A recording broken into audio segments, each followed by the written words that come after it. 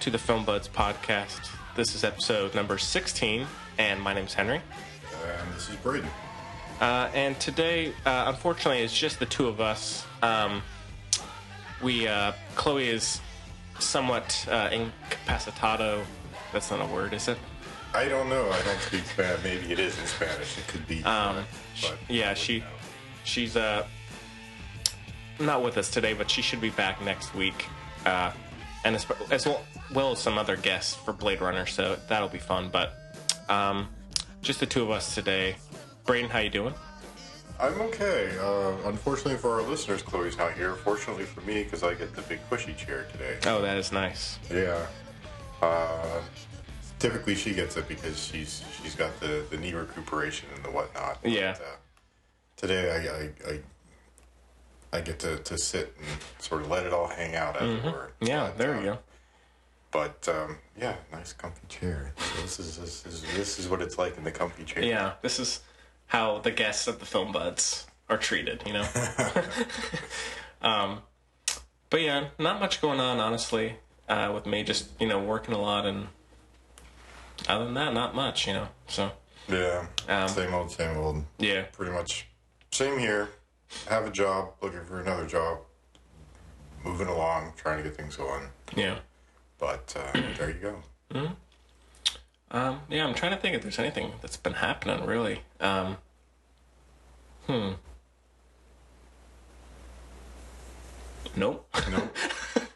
Nope, not really.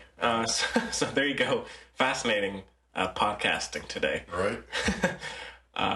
But yeah, so, and I didn't even say what we're going to be talking about today. So, we're going to be reviewing American Made, and then we're going to be doing a retro review of The Counselor, the Ridley Scott film from a few years ago. Then we're also going to be talking about a little bit of news, and we have a bunch of email listener questions, so it's going to be a fun show. So all the usual stuff. Well, if there's... I don't know if there's any more in-house stuff to mention, really. Brandon, you just want to get to the review?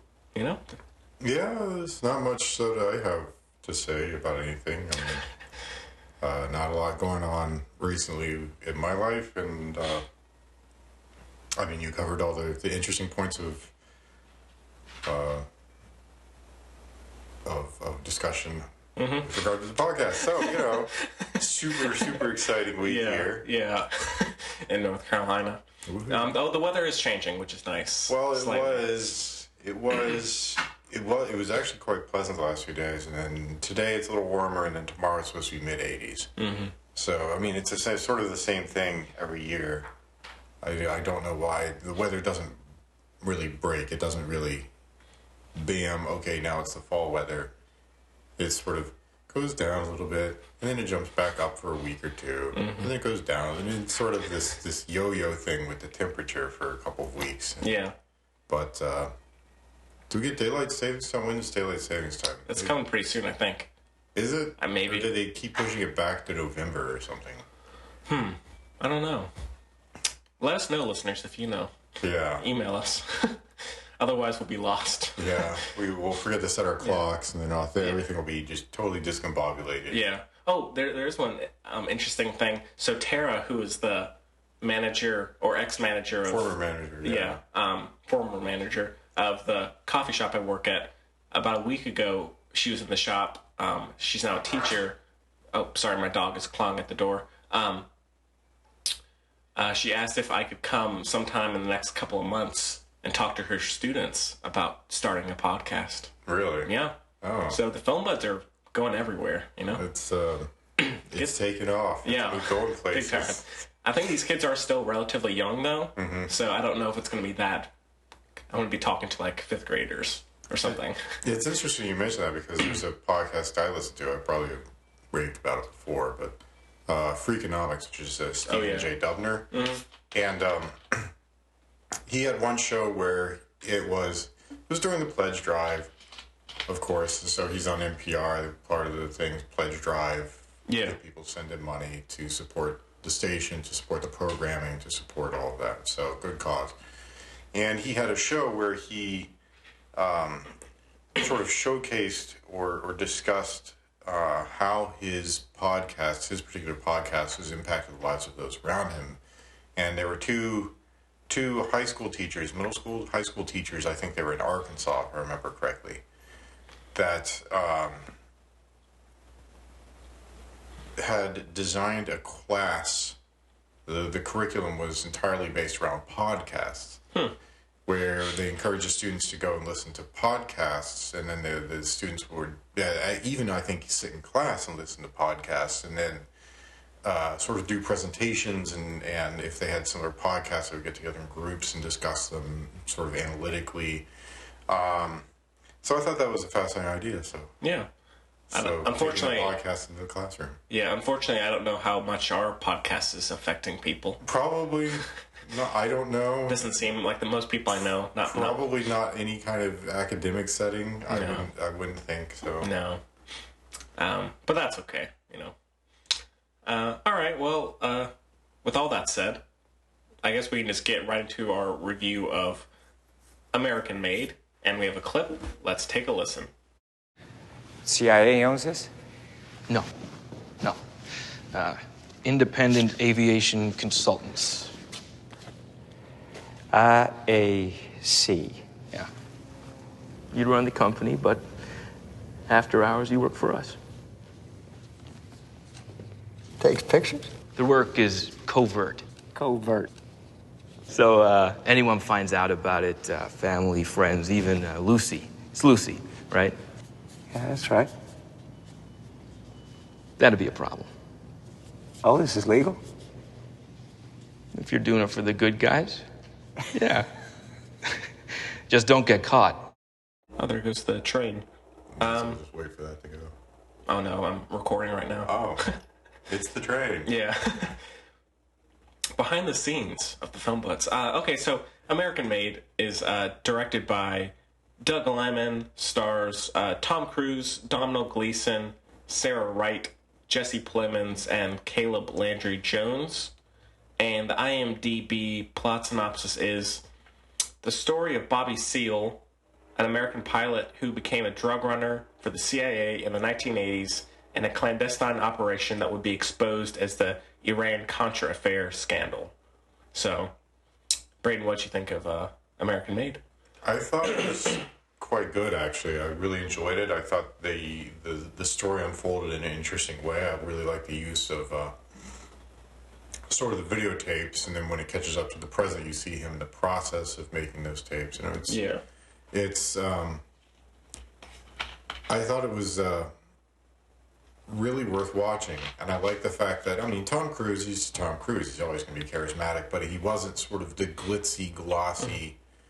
He's not the sort of Tom Cruise that you get in all the big action flicks, Mission Impossible, The Mummy, the whatever. Which was nice, because it's nice to see him in not a huge blockbuster. Yeah. So yeah, he's got acting chops. Yeah. He's always had acting chops, but I think he early in his career realized that you want the money, you want the stardom, you want the fame. Mm-hmm. You go with the big budget action flicks. But you go back and watch Risky Business, go back and watch The Color of Money, and he's really good in them. Yeah. And Tropic Thunder. And he was great in Tropic Thunder. That was one of his best roles, I think. Yeah. That was well worth a watch. Yeah. And the story was just fascinating. Those sorts of stories just fascinate me anyways. Yeah.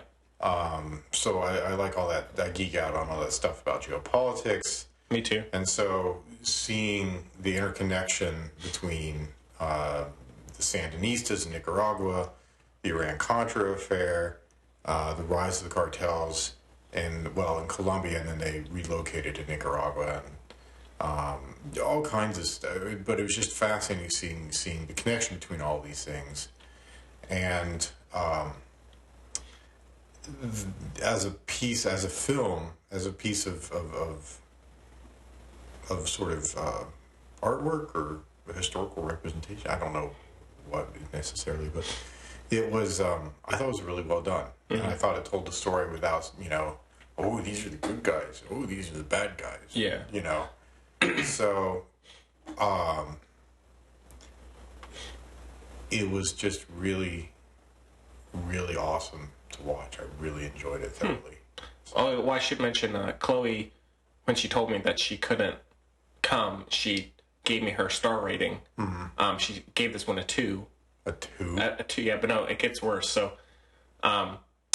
apparently, when she saw the movie, that's when she aggravated her knee recently, surgery, and so she hated that even more. So that's why she isn't here, and so she gave it a 1. Sorry, a stranger just walked up to our door and left. Sorry. It's peculiar. Sorry about that. I think we're fine, but keep an eye out. But anyways, so she gave this one a 2 at first, then a 1. So this might be her most hated movie. Maybe not as much as a Ghost Story, but I mean, I don't know. I'm not docking stars because you aggravated your knee injury. That's not a legitimate thing to me. Yeah, well, I mean, and that's why she couldn't come today. Yeah. So she's angry about that. But anyways, so at least a 2. Sure, let's give it a 2 for her. I mean, if that was the case, I would have docked Kingsman a couple of stars because the theater messed up my shirt. I mean, oh yeah, true. Well, go figure. I don't know. That seems somewhat arbitrary to me. But Well, we'll have to get her thoughts next week. Yeah. I'm sure she's dying to let us know. So. say why she disliked it so much aside from the knee. Nope, just a 2. But she'll tell us next week. Okay. So, yeah. Well, I like the movie. I didn't love it, but it started off a little weak for me. I was a little worried. I think the fast kind of kinetic pacing and style almost kind of seemed like a gimmick at first. Like it just kind of jumped from one thing to another. Not much substance, not much going on.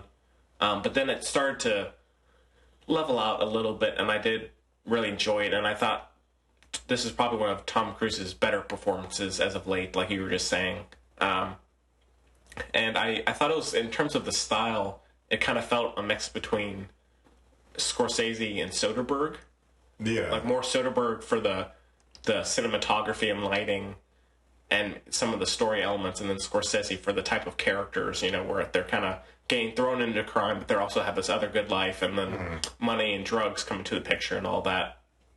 Now that you mention it, it does remind me in a way of Wolf of Wall Street, sort of. Yeah.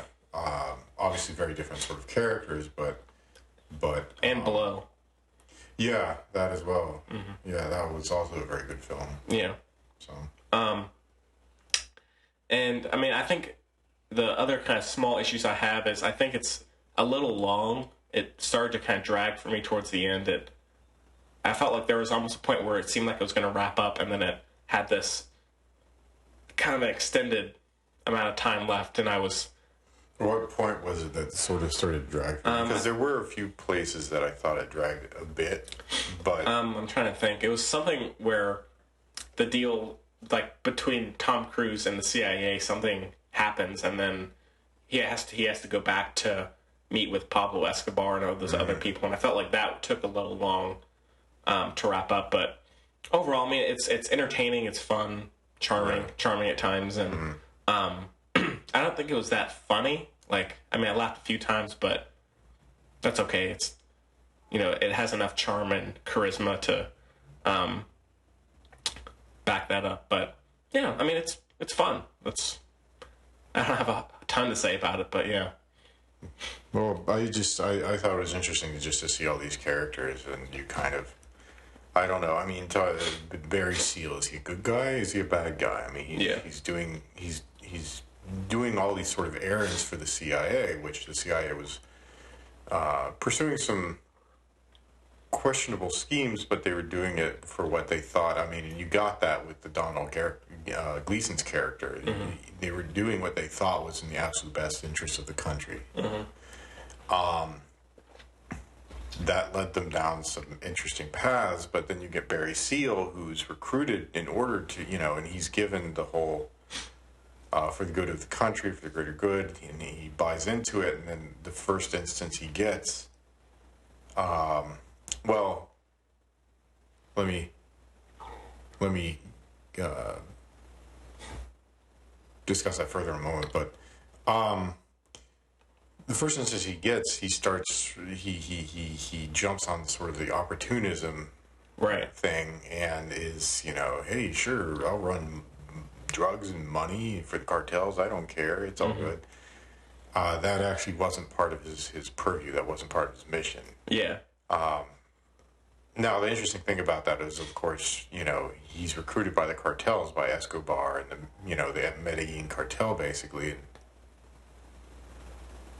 Sorry, we started was that a scream?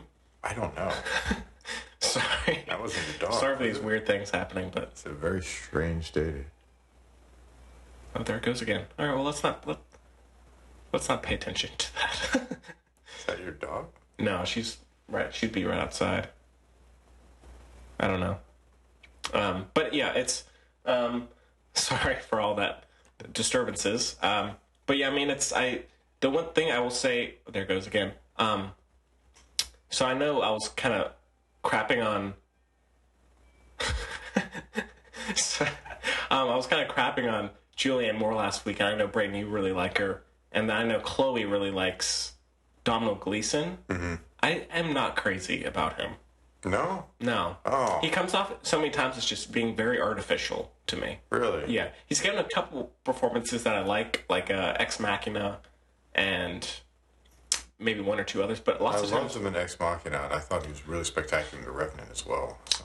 I liked him in The Revenant, but something about him, I don't know, he comes across as kind of fake. But I mean, I don't think he was terrible in this, but he kind of stuck out to me. But yeah, I did really like Tom Cruise, and I liked all of the aviation sequences, and especially the one where he first starts dealing drugs with Escobar, and he has to take off from that really short little tiny runway on top of a mountain, basically. Yeah, and all of the precursor to that, where he's having to put all the drugs on the plane and talk about weight and try and have all these communication failures. I really liked all of that, and so anytime that was happening, I was in. And really, anytime Tom Cruise was just being this ridiculous, silly man, for lack of a better term, I really enjoyed it. And but I mean, I think that, especially in terms of the length and how much it covers, it did feel like it lacked some substance, especially compared to something like The Wolf of Wall Street. I mean, I think there is some commentary there, but not nearly as much as maybe it could have. Did you find that, or no? Well, I think with The Wolf of Wall Street, there seemed to be not necessarily an agenda, but there was very definitely sort of a moral... it was a moral tale. There was a morality to it. This is terrible, and what these guys did was awful, and they get their comeuppance, they have to serve their penance, and so forth. Whereas, Ooh, sorry about that. whoops, sorry.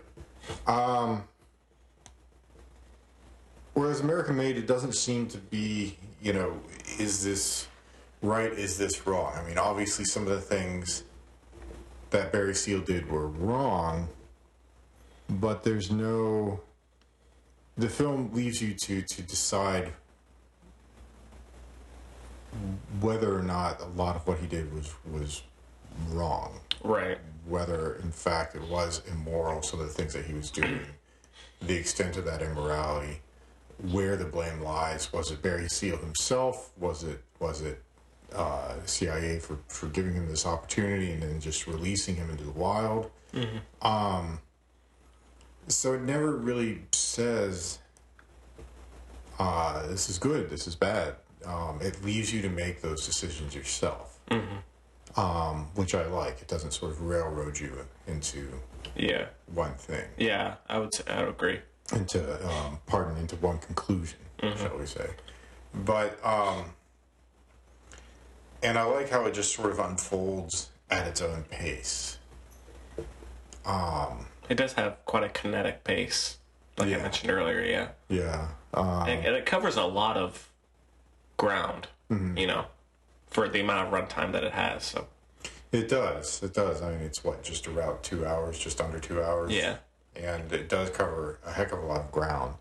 And it's really sad seeing the demise of this fellow. I mean, it's really, really fascinating. You know, he seems to walk. It's almost like he's Teflon.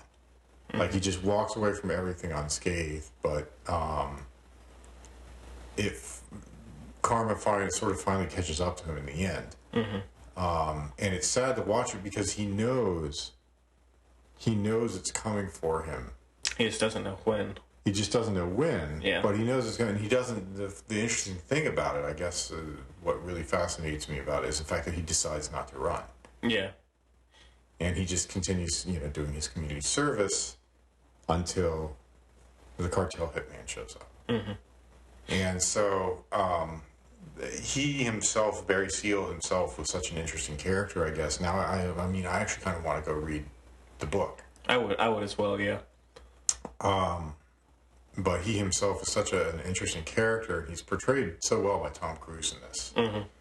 And again, all the geopolitics stuff and just how he got swept up in events so much larger than himself. Yeah. I don't know. That's but good. I really enjoyed that about the film. Yeah, me too. So I really liked anything dealing with the hiding or stashing of money. All the money he got, like in his house, and and like his wife's shoe and hat bags, and the barn or the shed out back. Yeah, and all that stuff was great. He had like cold storage, and it was just packed with money. And then he had a bunch of suitcases buried in his backyard, and he had something like 90 pounds of gold in his house. Yeah, and apparently Mena, Arkansas, which is where he was relocated following some issues in Louisiana.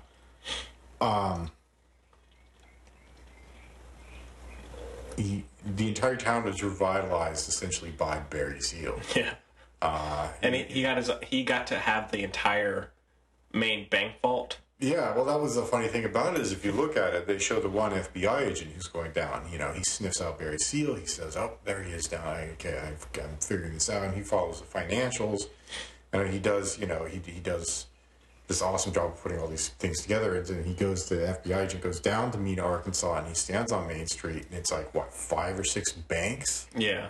And they were all almost exclusively servicing Barry Seal. Yeah.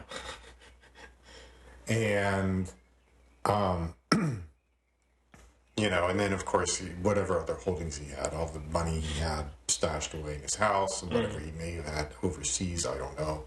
I don't know if that was the big thing then, putting all the money in Cayman accounts and whatnot. But it was funny how flush with cash this guy was. Yeah.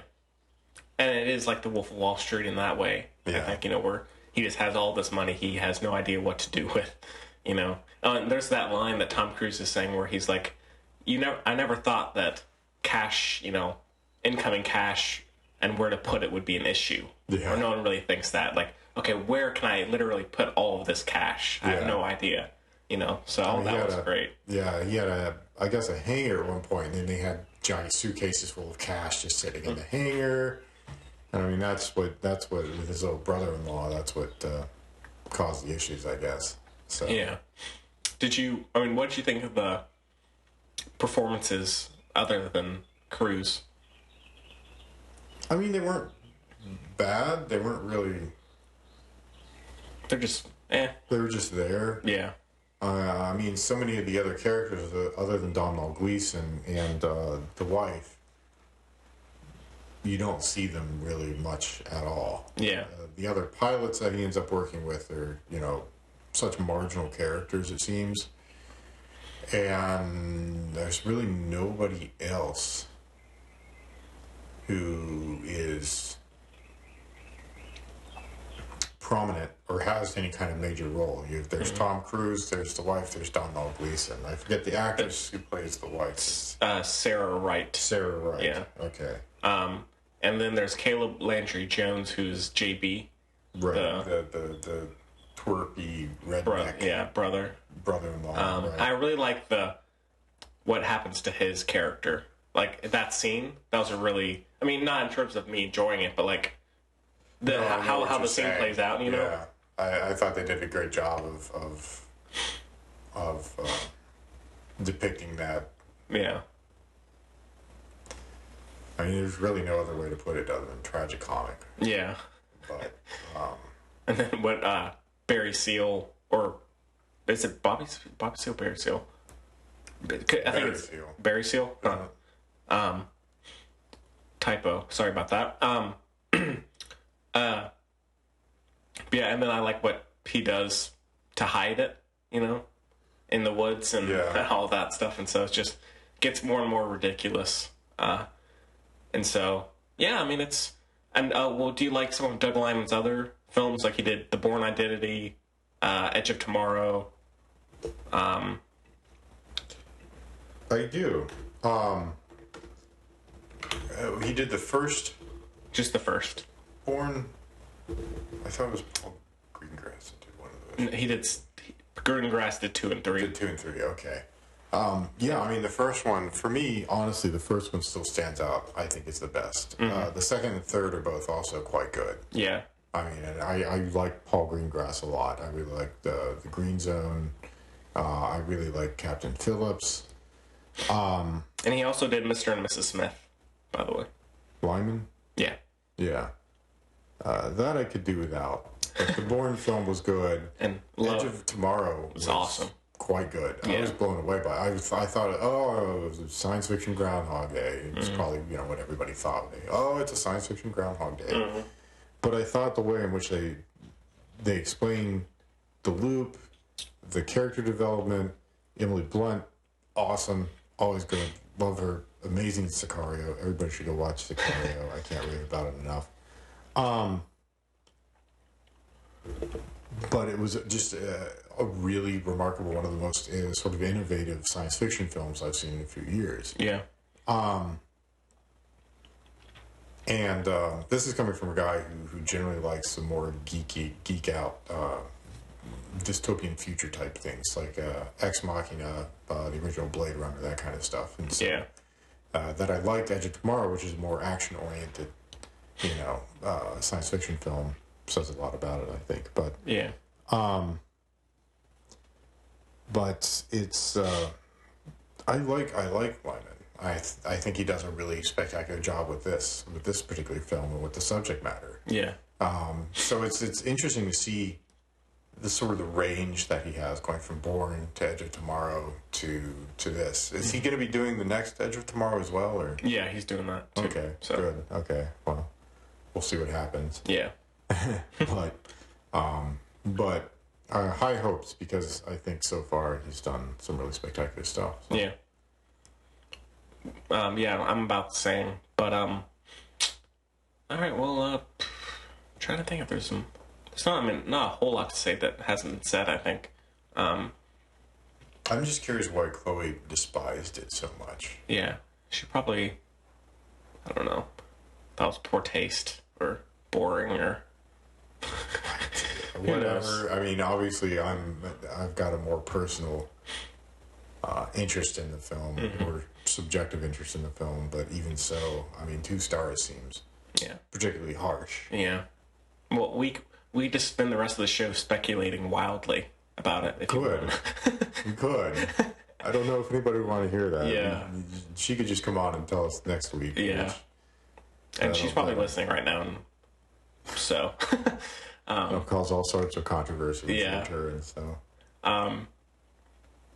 But yeah, so, all right, well, anything else you want to mention about American Made?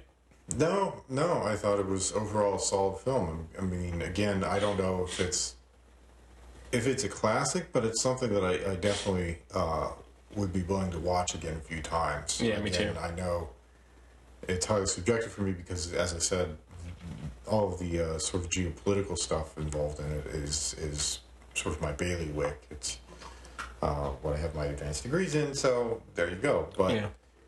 But biased, Braden. I know I'm horribly biased. Come on. I will say at least though that I'm not docking points because I smack my knee on it. So, Right.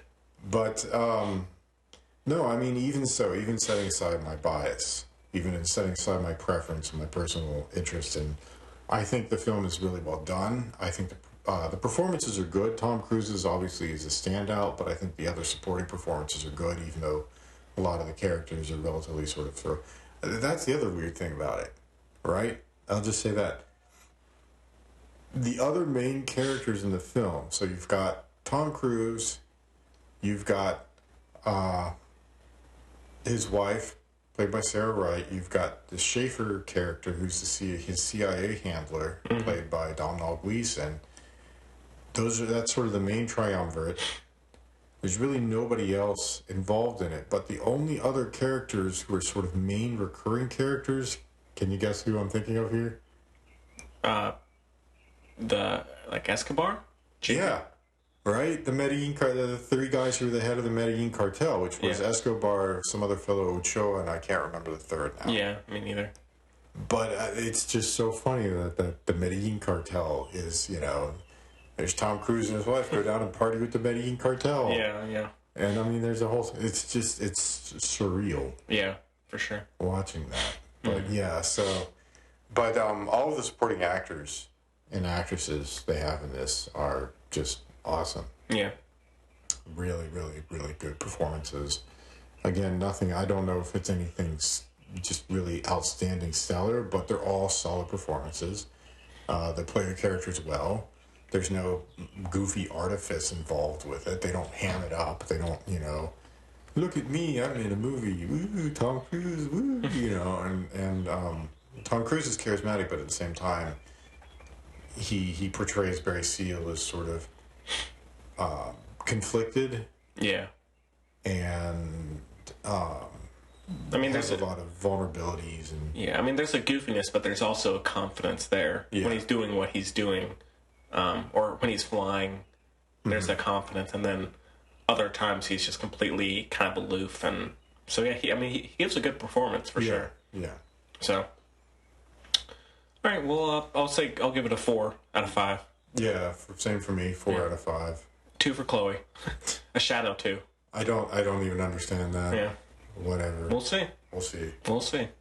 All right, well, with that done, we can move on to our retro review of Ridley Scott's The Counselor. And we've got a clip for this one as well. Let's take a listen. Where do you think this is going, mi Capitan? This. Yes. I can't really take your question seriously. It's going where it's going. Well, either you think it's all going to work out, or you don't want to think about it at all. Because the third alternative is unacceptable. Yes. Greed really takes you to the edge, doesn't it? That's not what greed does. That's what greed is. When the axe comes through the door, I'll already be gone, you know that. That's fair enough. Okay, so The Counselor was released in 2013 and was directed by Ridley Scott, stars Michael Fassbender, Cameron Diaz, Brad Pitt, Penelope Cruz, and Javier Bardem. And the IMDb plot synopsis is: a lawyer finds himself in over his head when he gets involved in drug trafficking. And so this one, give you a little background, was written by the legendary novelist Cormac McCarthy. It was just the original script, and it was met with mixed reviews. It was very polar, I should say. I mean, some people absolutely loved it. Others were very, very disappointed, especially with the cast and crew involved. And I don't think it did that well financially either. So it was kind of an odd film for Ridley Scott. And I saw, looking at Rotten Tomatoes, I think the grosses were reported as 14 million something. Yeah. which is crazy for pretty terrible when you look at the cast and when you look at the cast and you look at the star power involved in making the film. Yeah. So Unfortunately, Chloe, she really loves The Counselor. I don't understand her taste in film. It's confusing. I love it. Well, I love it too. So we might have another kind of bipolar view of another film, like we seem to always have. But so for me, I can understand why people dislike it. I know it's very much a talky, so to speak, and it feels and sounds very written. Like a lot of the lines feel like lines of dialogue or something that out of a novel, which would make sense for Cormac McCarthy. But I love the writing. I love the cast, and I think Cameron Diaz in particular is fantastic. I think it looks great, and I just love all the ideas that it are evoked from it. And yeah, I mean, I really enjoy it. I think it's very underrated. I can't see any of that. I've seen it 3 times now, and I keep wanting to like it.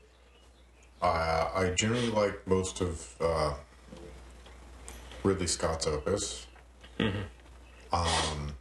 I mean, now everybody knows my unabashed love for the director's cut of Blade Runner. But, I mean, I don't think I have not heard that, so it's good you mentioned that. Even that aside, Alien, Love it. Black Hawk Down, amazing, right?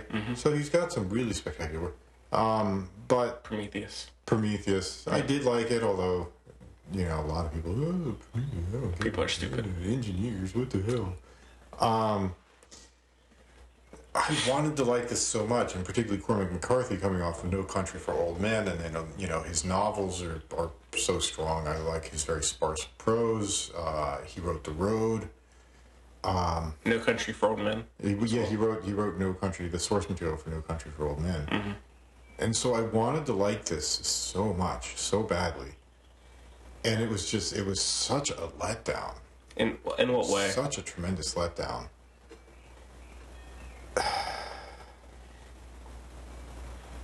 I don't even know where to begin. I mean, see, that's the confusing thing about it, is if you look at it from a technical point of view, the cinematography is great, the direction is great, the pacing is great, the performances are spectacular. All of them, Brad Pitt, Javier Bardem, Michael Fassbender, Penelope Cruz, all of them, spectacular. The character Brad Pitt plays in this I really want to see him do more of this type of role. Well, I mean, it reminds me a lot of his character in Ocean's 11. And also, to an extent, of... God, I can't remember the character's name, but the famous one, Fight Club. Oh, yeah.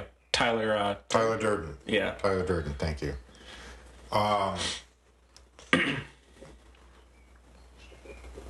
But... the story is so frustratingly difficult to follow. And I've read some discussion about it that says that Cormac McCarthy was trying to allow the audience to infer the connections. And I don't like when a director beats you over the head with obvious stuff. Yeah. Mother. Like Mother, exactly. Or, I was just going to say, like Ghost Mother. Story. You know, we've had these, those I films. like a little room for inference. I love Tinker Tailor Soldier Spy. And I'm probably one of the few people out there who understood most of the plot of what was going on in Tinker Tailor Soldier Spy. I'm not tooting my horn. I'm just saying I pay attention to stories. I like them. I like inference. I like having to sort of puzzle things out. But this one, even after repeated watchings, I had to go to various blogs and critical discussions to try to figure out what all was going on in this. But is it such an issue that I'd say the majority of films that I watch, there's plenty of holes, but I just tend to pay attention to other things. I probably wouldn't be able to tell you all the stuff that happens in this or why, but I still find it to be very compelling. Well, I mean, it gives you these breadcrumbs and leaves you to follow them, but the breadcrumbs are so few and far between, and you get lost finding the path between one breadcrumb and the next by all this sort of stultifying dialogue. Mm-hmm. I mean, the first half of the film, it's mostly just sort of very raunchy, sexually charged discussion. Mm-hmm. It's Penelope Cruz and Michael Fassbender in bed talking dirty to one another. And then Javier Bardem at his grill talking about women and when they want to have sex in this way, the freight train. And what do you think of that golf course scene? Oh, with the car. Good God. Pretty great. No, thank you. I mean, just the way in which the wording, I mean, Cormac McCarthy is an amazing wordsmith, yes. But can't he, like, just pull it back, tone it back a bit? Mm-hmm. But, I mean, that's the thing, is the first half of the film, it's all, you don't really know what's going on. There's a motorcyclist, and his mother's in prison, and Michael Fassbender is her attorney, and then there's a bunch of sexy talk, and some sexy talk, and some sexy talk, and you can see the kid on the motorcycle get his head cut off, and then all of a sudden the cartel wants everybody dead. Yeah. No, one thing I will mention that I love in this film, in terms of it, how effective it is, and it's how it's shot, is the violence. The violence is really, it's short, but it's really intense. Like the scene with Brad Pitt and the bolita in his head, yeah. And then when you see the guy hanging the wire for the motorcycle, like all of that is great, I think. And so, yeah. But go on. It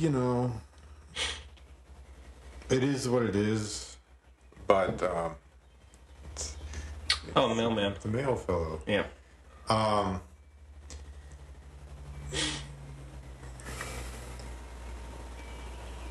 The dialogue I just found so stultifying, and how the story unfolds is so confusing. Mm-hmm. And I couldn't become really all that invested in it, because Michael Fassbender's character is a good guy, but everybody else is just such a horrible reprobate. Yeah. Brad Pitt is terrible. Javier Bardem is a terrible guy. And that's the other thing, is there's no foreshadowing as to Cameron Diaz's involvement in all of this. Well, I think she's kind of overseeing everything. I think she's kind of the queen bee. She's not. I mean, these three guys go in on, I guess, what it was, a drug. I still don't even know what they were involved in. I mean, I think in a way that's kind of the point, which, I mean, I kind of like is... And the guy, the wireman, right? Yeah. Where does he fit into all this? I mean, I think he goes down, he kills the courier, he takes the money, and then he gets the truck. I mean, I think he's just a hired gun, you know. By whom? Probably by someone under Cameron Diaz. Okay. Or Cameron Diaz herself. You know, I mean, because Cameron Diaz has a conversation with him and his partner when they're watching the motorcycle driver at a restaurant. And so she's talking to them. Okay. Yeah. Was that her? Yeah. Okay.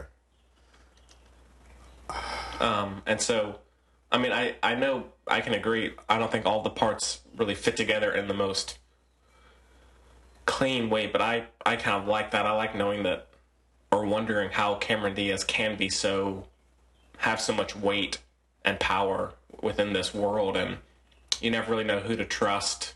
Well, that's the thing, is she came out of nowhere and sort of blindsided all of them. Yeah.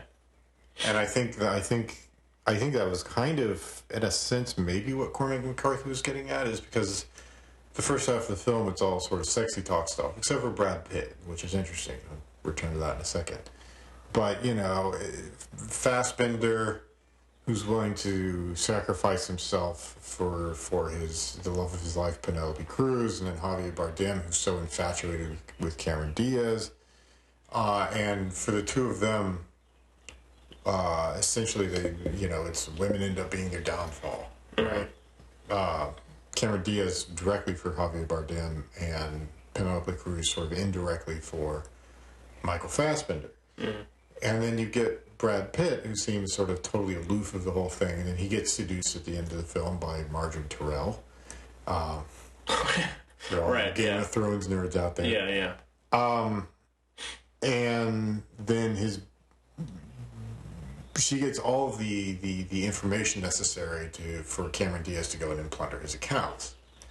And so things sort of, at the end of the film, things sort of started falling in places. And yeah, I figured, Cameron Diaz, okay, she masterminded the whole thing, but I didn't understand what were these guys involved in? Why were they implicated in this? Well, I think Michael Fassbender, I think, is trying to create a better life for himself and his wife, right? By being involved in some sort of illicit, I think it was some sort of drug. Yeah, and so he invests in this club with Javier Bardem, right? But then Javier Bardem is connected to Cameron Diaz, and I'm sure that's where he's getting a lot of the money from. And so and she's connected to all these all this drug trafficking with the cartel and kidnapping, whatever.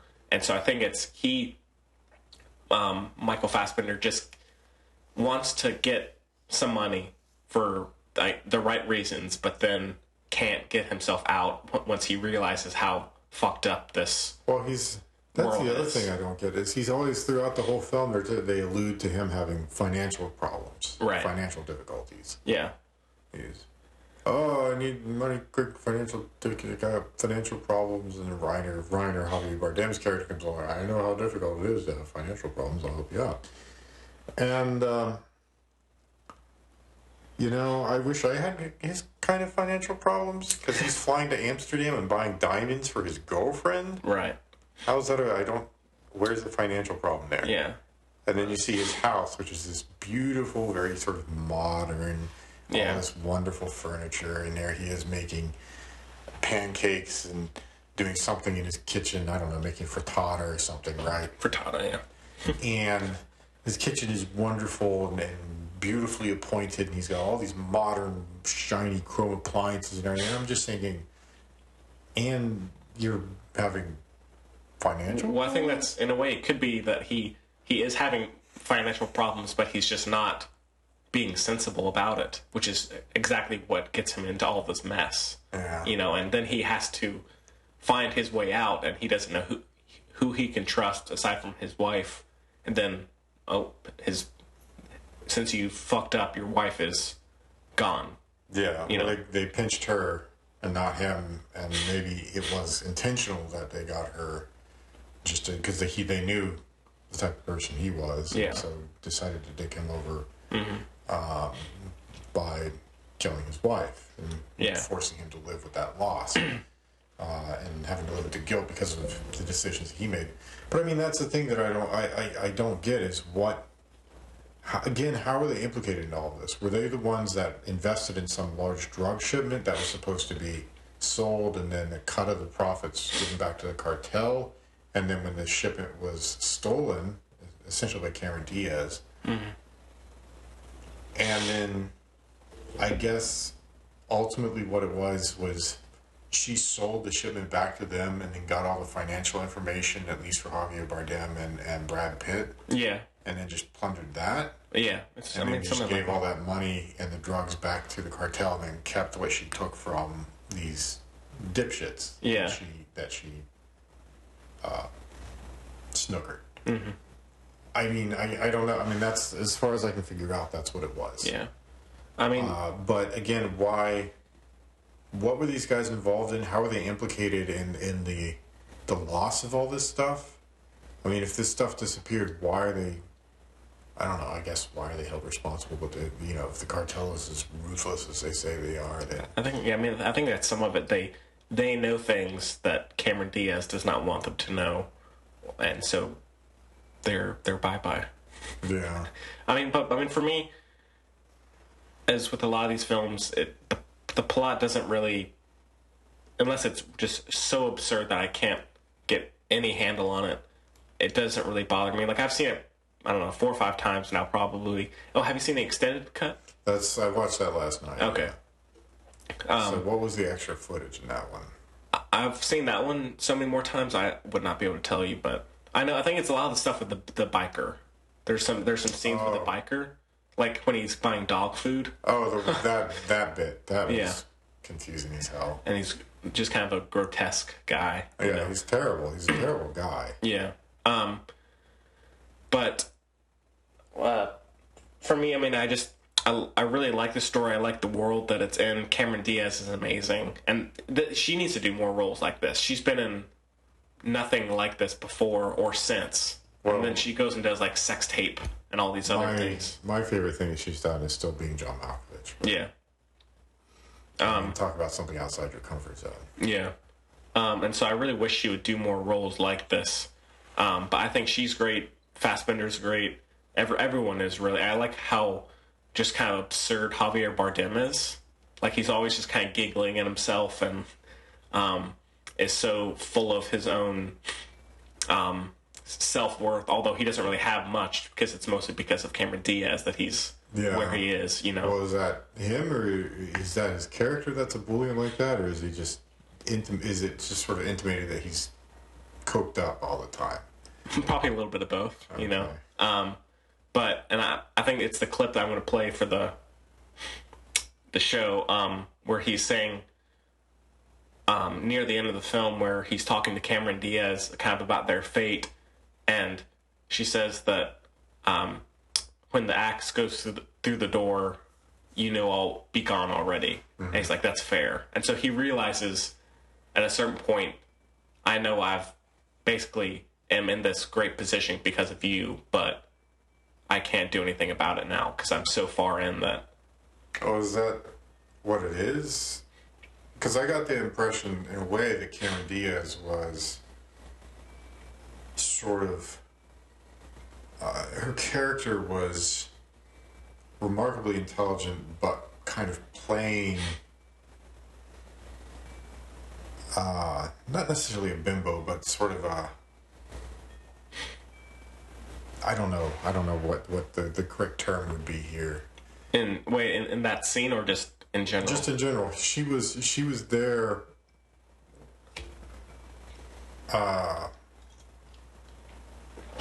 not because she had any actual connections to cartels or anything like that. Mm-hmm. She happened to cross this Reiner guy, saw an opportunity, and then played him for a fool, basically. Yeah.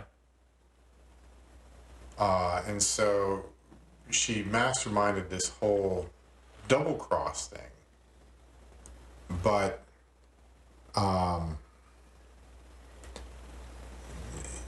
she did it when the opportunity arose, and it wasn't like she pulled Reiner into this. I think they just happened to meet, and then she saw this opportunity, right? Because this guy is such an idiot, basically. Yeah. I don't know. I mean, it's again, it's hard to tell where do all these connections, where do they overlap? Mm-hmm. Why do they overlap? How do they overlap? And it was so very confusing. And I think even setting that aside, I can cope with a certain amount of confusion with regard to the characters and the plot. But so much of the dialogue I just found to be so stultifying. Even the sexy stuff aside, mm-hmm. The speech from the cartel boss. You mean over the phone? Yeah, I like that. He's talking to Michael Fassbender. I agree, it's over the top, but I liked it. So overwrought.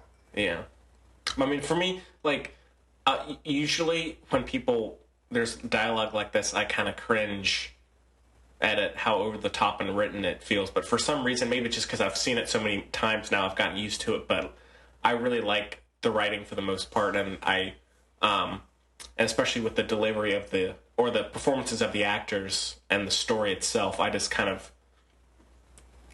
get into it and enjoy it, or take it for what it is, especially since it is so different from what you would expect.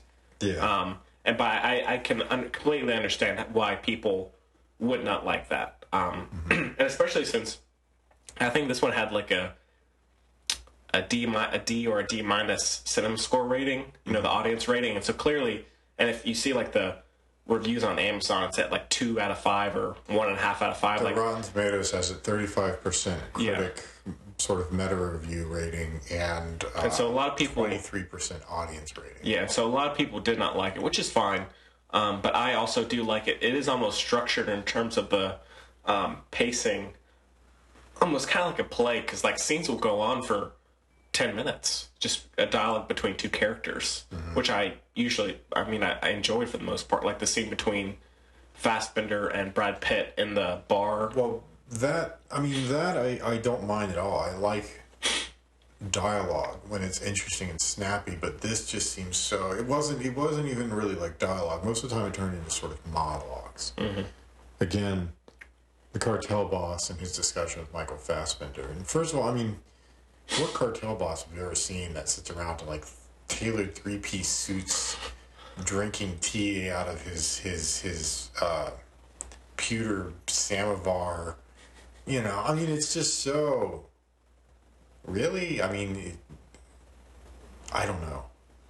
I mean, for me, I mean, a lot of it feels over the top, but it's almost kind of aware of that. Like, I mean, I do really like all of the costume design. I think someone like Cameron Diaz and Brad Pitt, how they look are great.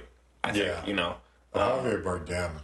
Yeah, oh yeah, like the shirts. He's so totally over the top. You know, his shirts and his hair. It was all. I'm pretty sure all of his shirts were Versace. Yeah. I think he had mentioned that. Yeah. And I loved how she has cheetahs. I love that. It's ridiculous, but I love that. And yeah, so I mean, I understand why people dislike it, but for me, I love the characters and the world, and it looks fantastic. The score by Daniel Pemberton, who I've mentioned a few times, it's quite good.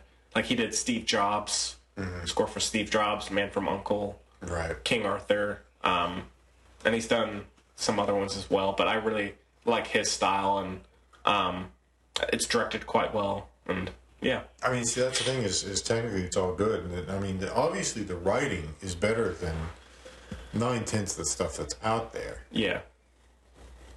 But it just, the writing, it's so much artifice. It's so overwrought. It almost pushes you away. And again, the performances, how it's shot, everything technically is just so magnificent, and yet the characters are so terrible. And I think a lot. But is that such a bad thing? I mean, look at Goodfellas. Yeah, that's true. Or, I mean, No Country for Old Men. Or I guess they're more good characters. Let me. Goodfellas. These guys were all terrible, but you still saw them as human, right? Yeah. They had little. I mean, they would cry and they would, fight and they would squabble and they had their problems and they were still, in a sense, human. Whereas this, everything is so slick and everyone is so slick. And other than Michael Fassbender, all of them are just kind of like, oh, the cartel's coming after me. And they're all kind of like, oh, okay. Oh, the cartel's coming, okay. Oh, okay. Kind of figured that might happen. All right. Yeah. And Brad Pitt's like, okay, I'll just drop everything and go. Yeah. And, Javier Bardem's kind of like, it doesn't seem to process with him. He doesn't seem to care. And so it's not, other than Michael Fassbender, none of the characters are really human. And he's even barely so. And you don't even really see that until they actually catch Penelope Cruz, and then all of a sudden he turns into a blubbering idiot. Before that, he's just kind of like, I love you, I love you, I love you. But it just all seems so artificial. And so it's hard to. I understand that the characters are supposed to be terrible, but there's an almost intentional total lack of humanity to them. Which is, in an interesting sense, what you see sort of in No Country for Old Men as well. Yeah. I mean, well, I think in a way that's kind of the point of the film is you see how there's just no humanity in this world. Someone who has some decency comes into a world where there's no morals or ethics or mercy at all. you know. But yeah, so it's just like you go into this world and you're a decent human being and you're fucked, you know. Yeah. So. Yeah. Then you just fodder. Yeah. Yeah. They are all quite over the top most of the time, so I can see that. What you mean? Yeah. So, and I really like the gunfight on the highway. You know what I'm talking about? Yeah. The sound of the guns is amazing. The sewage truck, the septic truck. Yeah. Like the sound of the guns and all of that is great. And then I mentioned the beheading of both Brad Pitt and the motorcycle guy, and then there might be one more, and then I do like the final scene with Cameron Diaz, and where she's kind of monologuing, as you were saying, and yeah, I don't know. So yeah, I love it, but and we'll have to get Chloe's thoughts on it next week. But apparently she loves it, so there you go. Yeah. All right. Well, I think we actually talked more about that movie than the American Made, but that's okay. Okay. Well, any other thoughts on The Counselor? No, I mean that's about it for me. I don't know. I don't know what more to add. Yeah, that's about it. Yeah. Well, we talked a lot about it, so all right. Well, it's a 5 for me. I love it. So I gotta go 2. 2. Yeah. And let's give it a 17 out of 2 for Chloe, just because I feel like that's what she would do. 17 out of 2. And if I'm wrong, okay. If I'm wrong, then she can correct us next week. So, all right. Well, let's get on to a little bit of news. Not much to talk about this week, but one thing that I just saw today actually was Jason Blum, who runs Blumhouse Pictures or Productions, which do some of those indie horror films like Get Out was one of the most recent ones, which was very well received. He was in an interview recently and he was saying he couldn't figure out why the Academy, text message, overlooks horror films so much at the Oscars, which is an interesting question, I thought. Because, it doesn't really make that much sense when you look at something like It Follows or The Babadook, which are so well received, at least critically. Yeah. But they're just not at all. This is, again, we had a listener who asked a couple of weeks back, what are some of what are some older horror films to really sort of sink your teeth into if you want to see sort of the lineage of horror films. And I'm just thinking those Roman Polanski films I mentioned, I don't think they got any Oscars. Right. Did The Exorcist fact check that? Exorcist? I don't think so. It may have gotten Oscar nods, but I don't know that it won anything. Yeah. Or if horror films do win, it's never for anything like writing, direction, best picture, obviously. It's always for sort of technical awards. Yeah. Or it would be, I would suspect that it would be for technical awards. Very much the same thing you could say very much the same thing with science fiction films. Although I'd say recently we've been getting, like if you look at Gravity, Martian, and then Mad Max Fury Road isn't sci-fi, but Arrival. Yeah. And so, I'd say sci-fi is definitely getting a bigger bump at the Oscars now. Yeah. But I think Ex Machina got some... It got some... Yeah, it didn't get a best picture, but technical. They were technical awards, yeah. Yeah. But with horror, aren't many that... it'll be curious to see how Get Out does, because it's at like a 98% on Rotten Tomatoes. Like, people loved it. Well, I think... and so... For me, I don't know, this may be too reductionist, but for me, at least, it strikes me that horror films are too visceral. Yeah, that's what the guy was saying. It's like, but if you look at something like The Revenant, The Revenant is incredibly violent. That's a very visceral film. Watched last night, and it got a Best Picture nomination. That's true. That is a remarkably visceral film. We're gonna be about to watch Blade Runner 2049, which is getting so well received, and that's R-rated and apparently has some brutal violence in it. So which is to say that there might be some visceral aspects to some of these films, but ultimately I think what what it boils down to is that the Academy is trying to maintain the notion of film as an art form. Right. Rather than its entertainment. And so again, you've got this dichotomy. Entertainment is visceral, art is cerebral. And so if you're looking at film as an art form, you want films that obviously are going to be a little more cerebral. You know, an interesting story or a true life historical analysis thing. You know, science fiction even fits into that mold because it's, you know, advances in technology and how this affects the human condition and quandaries about what is life and, you know, all that kind of stuff, right? Mm-hmm. Whereas horror films rely on that visceral reaction, that fear. Yeah. You know, anxiety, fear, trepidation. And so that could be it, but I mean, again, you sort of throw a wrench into the works there with The Revenant. Mm-hmm. Jaws. Yeah. Also visceral. Not a horror film, but again, it relies on visceral reactions. Oh, and 12 Years a Slave, too. Yeah. Look at that, yeah. Well... Although that's such a, you know, true story. That's the thing, is that's a historical representation of a really horrible part of American and overall human history. Mm-hmm.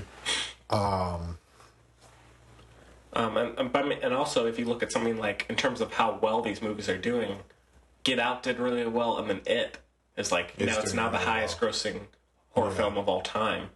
Like, it passed The Exorcist, and it's number one in the box office right now, isn't it? I think something top beat it. Well, I thought what it was is the first week it was out, it was top, and then Kingsman came out the second week. I think Kingsman beat it for that 1 week, but I think Kingsman dropped off precipitously, and It is still maintaining decent numbers. Yeah.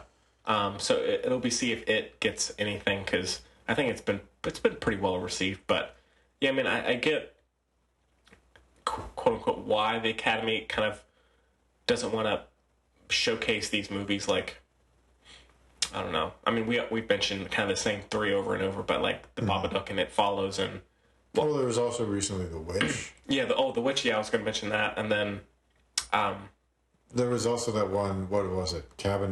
Or what is it? It Comes at Night. Oh, It Comes at Night. Yeah, and so the one with Joel Edgerton, right? Yeah. But I really wish they would, because they're just as, or can be just as, artful and creative and beautiful to watch as all these other films that do get Oscar nods, you know? Yeah. So. Yeah. Well, I mean, that's my big nitpick is recently the Oscars have been, if you look at everything that gets nominated for Best Picture, it's all dramatizations of historical events. Yeah. Or almost all. I was excited last year when Moonlight got a lot of Oscar buzz for big category, writing, directing, and Best Picture. Picture, right? And it's fictional. Mm-hmm. Oh my God, completely. How did that happen? What happened with who let that in again? But I mean, if you look at it, it's, oh God, I can't remember back all these years, but Lion, Wolf of Wall Street, King's Speech. What was the other one? Hidden Figures. Yeah. Which is not to say that these are bad films, although I really did not like Lion. Why is that? I don't know. I mean, it felt Oscar baity. I mean, I enjoyed that. Oscar baity. I loved the first 45 minutes in particular. Yes, I liked the depiction in the first half of the film, and then after that, Dev Patel, great actor, but it was just sort of mopey. He mopes around. Yeah. Classic mopey Dev. I don't know. The first part of the film was interesting, but then the second part of the film, I don't know. And it just didn't seem quite as strong. It didn't seem like he was really. I don't know. It didn't seem. It's been a while since I've seen it. Obviously, over a year. But it didn't seem as though he was quite struggling with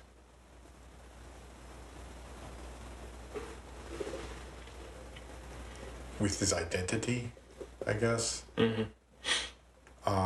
Maybe he was. If somebody can convince me otherwise, perhaps. But I mostly just got the impression that he was just being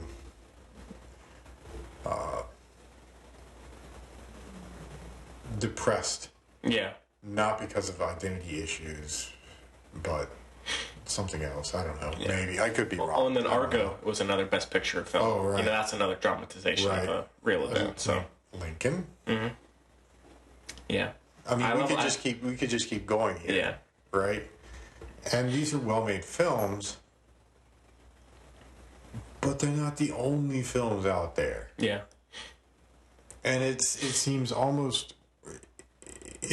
the exception that you get films that are wholly original stories anymore. Mm-hmm. Like Moonlight. Thank God for Moonlight. Yeah. We need more stories like that. Yeah. And that's the thing is horror films could actually provide, because they are. I mean, obviously. Well, no, I mean, you do have, what is it, The Conjuring or what? The Conjuring. Yeah. Those are sort of like loosely based on this, yeah, reported events of supernatural phenomena. Mm-hmm. But there's so much sort of unplumbed depth to horror films, and I think a lot of horror films are sort of moving. Again, I'm so happy the movies are moving away from sort of the 80s slasher, and in the 90s, what was it, super gore? Yeah. Was that when the Saw films and all the Eli Roth films and all that? Or that late 90s, early 2000s, yeah. Yeah. So I'm happy that they're moving away from that and they're moving towards more like mood pieces. Yeah. Like it comes at night, you know. They're more atmospheric. Mm-hmm. They're not, oh, blood and guts and spilling entrails. They're more, what's around the corner? Yeah. What is reality? What's hiding in the shadows? Right. Which, that's a brilliant film. What We Do in the Shadows? What We Do in the Shadows. I love that movie. It's awesome. Best film ever. Everybody should go watch What We Do in the Shadows. Yeah. But yeah, I think it's high time. It's well past time that horror films. And I'm not a big horror fan, and I should go out and start watching some more of these horror films myself. But I think it's past time that some of these films, got their due for the remarkable pieces of filmmaking that they are. Yeah. But to answer the question quickly, that's my take on it, is that the Academy looks at things as film as entertainment, visceral, horror films fall into that category, film as art, historical representations, dramatic pieces, things that are more cerebral. And so those are the films that are more likely to be recognized by the Academy. Right. Yeah. I think we covered that pretty well. All right. Well, I mean, other than that, not much news going on that's really kind of worth people will give a shit about, I think. Or nothing that would make much of a discussion. So no, I haven't seen too much really interesting this week. But yeah, so hopefully by next week we'll have some more stuff going on, especially with the guests who will be here. So yeah, it's all buzz about Jared Leto. Oh, and I just wanted to say, how dare you make me go back and watch The Counselor right before Blade Runner 2049 comes out? What's that? Because Ridley Scott's one of his more questionable pieces of work, and it's budding up. Well, okay, I guess Blade Runner, he didn't direct this one. No, he's just the producer. He's just producing it. Yeah. Yeah, but still.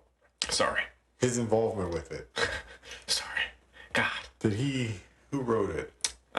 He didn't write it either, did he? Mm-mm. No, it was one of the guys that was involved in writing the original Blade Runner. Yeah, and then I think one of the guys who wrote Prometheus as well, maybe. Oh, really? Yeah, maybe. And, yeah, something like that. But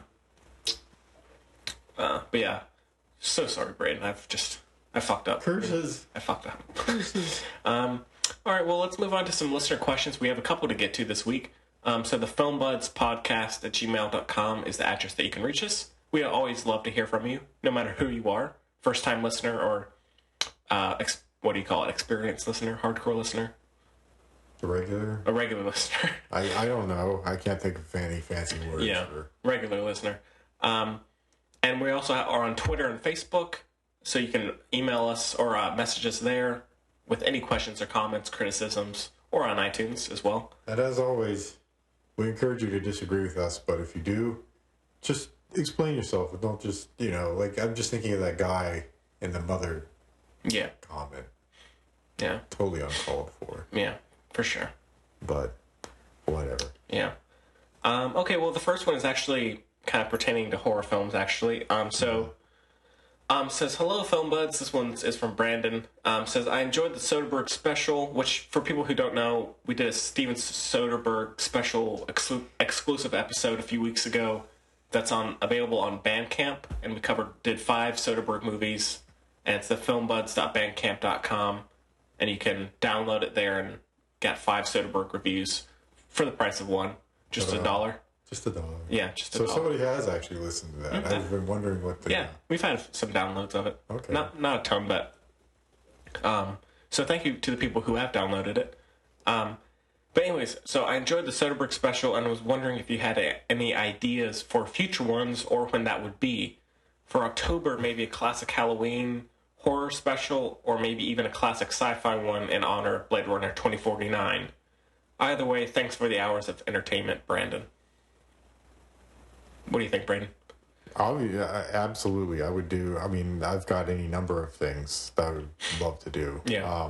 The sci-fi one, I mean, if we could really get back and get into some of the old sci-fi, go look at, like, Westworld and Logan's Run and stuff like that. Mm-hmm. But, I mean, obviously we could do, more recent stuff as well.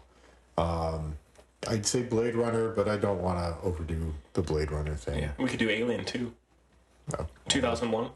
2001 Space Odyssey, yeah. And then if we did Halloween related, we could do Halloween. Maybe Texas Chainsaw or Exorcist or something, Yeah. So yeah, I mean, and if anyone else has ideas, please email us and let us know. We'd like to hear from you. But hopefully, we might get another special show maybe in the next month. Oh, we could do a memorial of Romero. Oh yeah. We could do all the Night of the Living Dead films. We could do that, totally. Okay, well, got some ideas right there, Brandon. So we'll keep you updated, and again, email us if you have ideas, because there's plenty of things that we could do. Just figuring out exactly what is the issue. Okay, so this one is from Ethan in Nevada. Hope you're nowhere near the shooting. It's always difficult doing something like this after a horrible event like that, because you never know quite how to address that kind of horror. Yeah. But yeah, so he says, hi, with now 3 Lego movies out and many more to come, what would be your choice of fantasy or pop culture worlds for a Lego film? Like Star Wars, Teenage Mutant Ninja Turtles, Marvel, etc. Your pal, Ethan in Nevada. I want to see Glee Lego.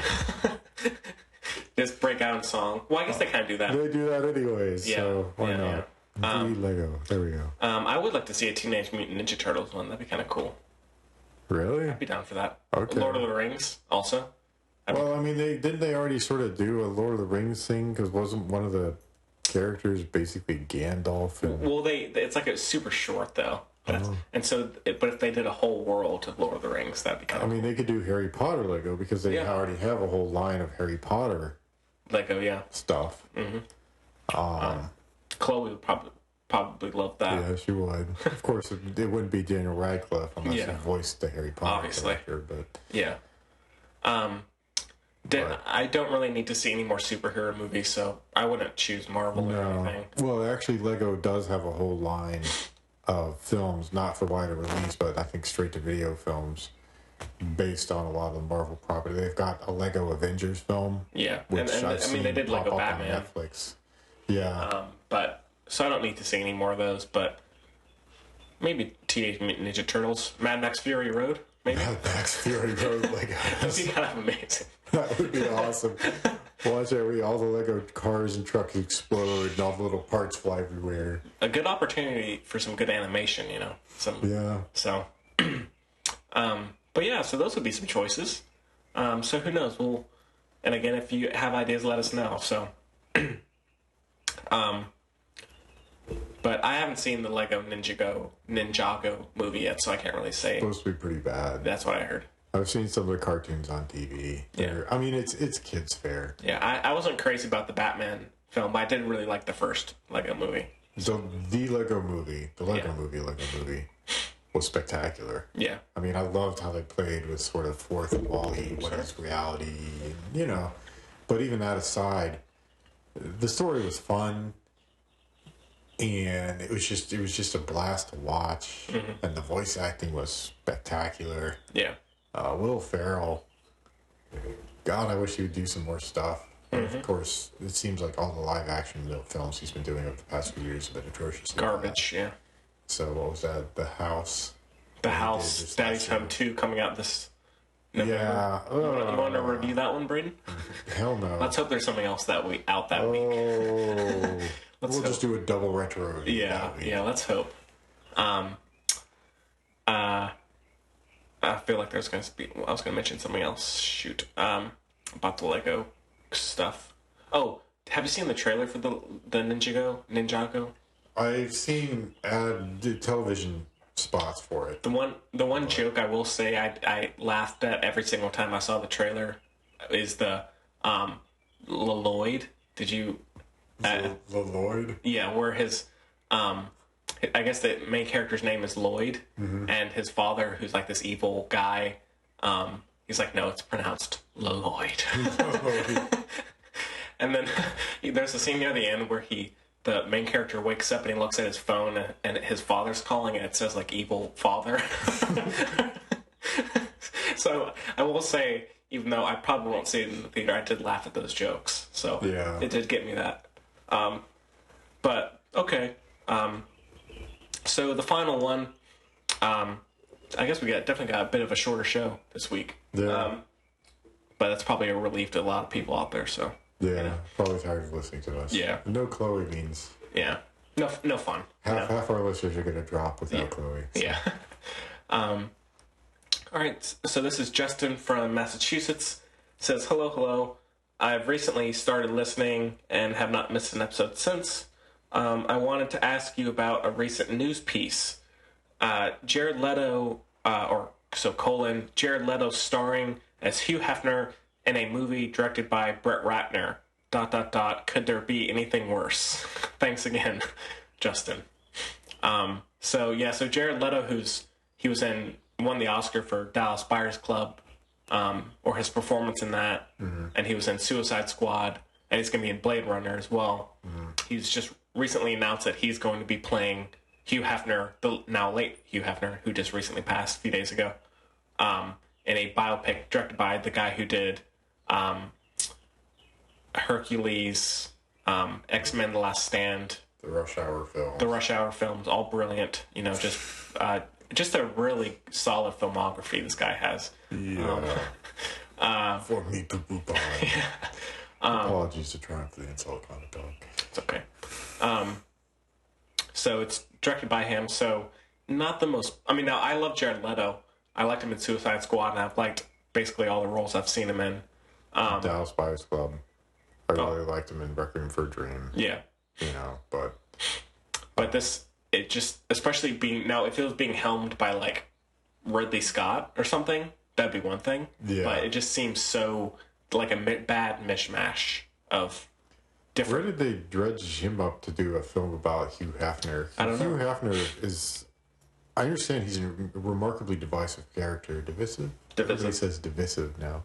I think divisive. Divisive character in American culture. Obviously, with having founded Playboy and all the issues with women's rights involved in that. But I mean, he also did some remarkable... I remember I watched a few months back the Netflix documentary about Nina Simone. Oh, right. What Happened to Simone. And really fascinating stuff. And she... one of her first breaks was actually on the old television show, the Playboy... What was it? Playboy Club or the Playboy Channel? This was back in the 1950s, 50s or 60s. And I just remember Hugh Hefner, he at a time when it was still very much controversial, he was out there supporting civil rights and giving opportunities to, I think, to African American performers, singers, musicians, and other sort of artists. And so, I mean, he was progressive in some sense, but then again, there are all the questions wrapped up in Playboy as a magazine pertaining to women's rights and women's sort of feminist issues and so forth. Particularly, you know, I guess in this day and age, the sort of the body image issue that has arisen because of Playboy. Yeah. And so, I mean, he's a very divisive character. Very interesting character, very divisive. So, I mean, it could make for a good biopic. It's just that... It could, but with the guy that they have doing it... I mean, I'm fine with Jared Leto doing it, but it just... Especially... Well, I mean, not the performances. Oh, sorry. So, like the... Jared Leto, I think, could do that. Yeah. And if he had a good script and a good director, he could pull that off. But well, he is going to be starring in an Andy Warhol biopic as well. He's just everywhere. Yeah, like I feel like he's really taking on a lot more acting roles. I mean, well, it's interesting because he did Dallas Buyers Club and he had a hiatus, and it could have been that he just took that hiatus between Dallas Buyers Club and Suicide Squad because of 30 Seconds to Mars. Yeah, and I mean, 30 Seconds to Mars hasn't. They released a new single recently, but they haven't done much over the last few years. So I think he's really kind of. I don't think he'd ever leave that group, but I mean, he's been doing a lot of Hollywood, focusing more on the acting.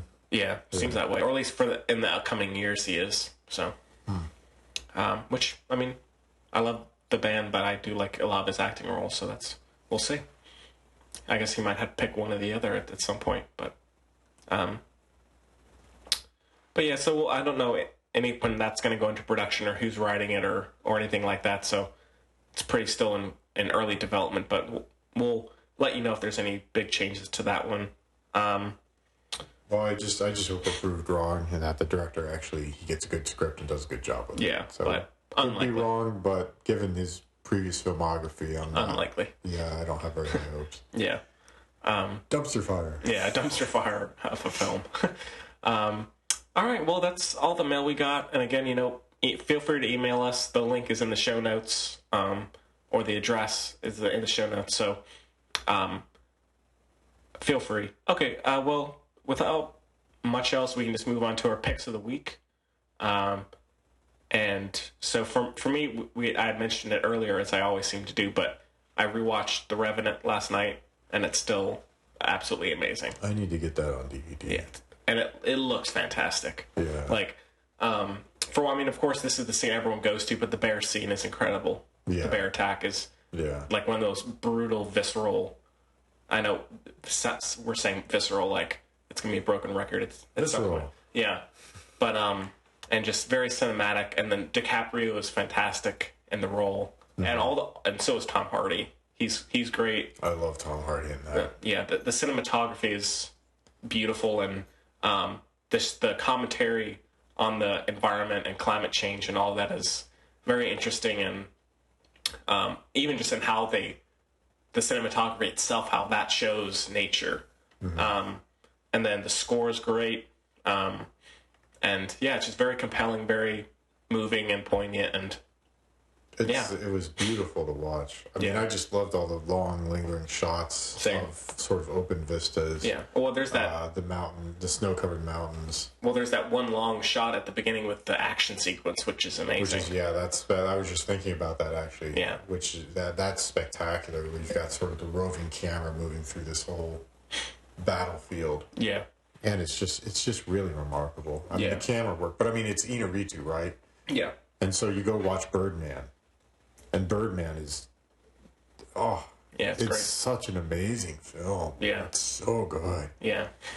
And I mean, The Revenant, was up there. I'm still a Birdman junkie. I still have to say I prefer Birdman to The Revenant, but The Revenant was just so beautiful. And the shots, the exterior shots, well, and most of the film was exterior shots, but I mean, all the long lingering shots of the pine forests, the long lingering shots of the snow-covered mountains, beautiful, just absolutely stunningly beautiful. Yeah. So again, go watch some damn movies in the theaters. Yeah. It was I got to see that with a full theater. That was really intense. Really? Yeah. I was the only person in there when I saw it. Yeah, I think I saw it opening night, and so I saw it about 2 or 3 weeks after. But yeah, so that was great seeing that in the theater. So if you haven't seen The Revenant, check it out. It's awesome. Braden, what about you? I'm continuing my streak of actually watching films in theaters. So I saw both Columbus and Stronger since the last podcast. Absolutely spectacular, both for very different reasons. Columbus was just a beautiful, sort of slow, elegiac film. Just absolutely wonderful to watch. John Cho blew me away. I've always liked John Cho, but then seeing him in this role, he brought a certain sort of gravitas to it. And I forget the young woman that they have who plays opposite him. I'll have to look that up shortly. But she's also, I think this might be the first film that she's done, feature film that she's done. But she's just amazing.